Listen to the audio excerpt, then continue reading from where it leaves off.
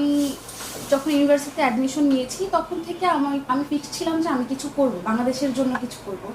আর বাংলাদেশের জন্য কিছু করতে হলে অবশ্যই উদ্যোক্তা হওয়া উচিত। এর থেকে ভালো কিছু আমার মনে হয় না যে আর কিছু আছে, কারণ বাংলাদেশে অনেক বেকারত্ব।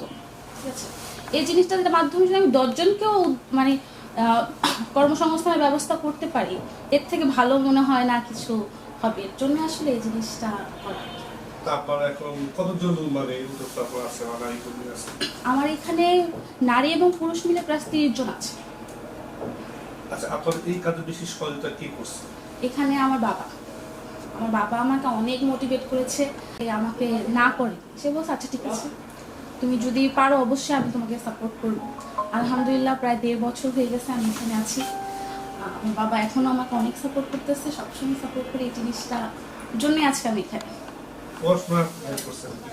আমি পড়াশোনা করেছি BGM university of fashion and technology.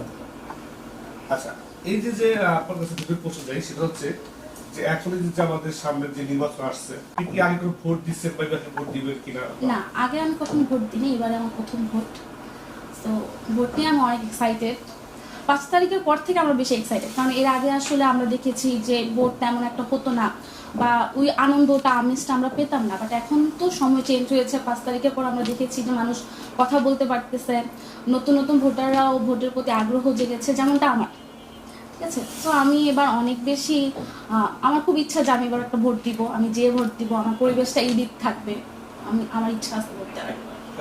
কি মার্কা পছন্দ করছেন নাকি প্রার্থী নাকি মার্কা? আচ্ছা, মার্কা আসলে ওইভাবে সিলেক্টেড না, যেহেতু আমি প্রথম ভোটার।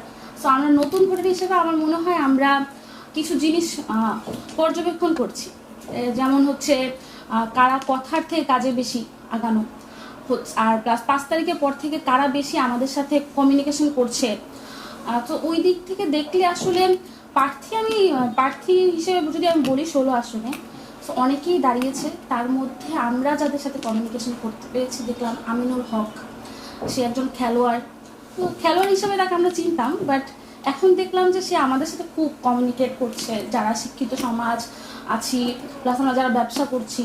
তো আমি দেখলাম যে সে খুবই ভালোভাবে আমাদেরকে ইনফ্লুয়েন্স করার থেকে শুরু করে সব রকমের হেল্প সে আমাদেরকে করছে। তো সে একটু পজিটিভ দিকে আছে আমার কাছে।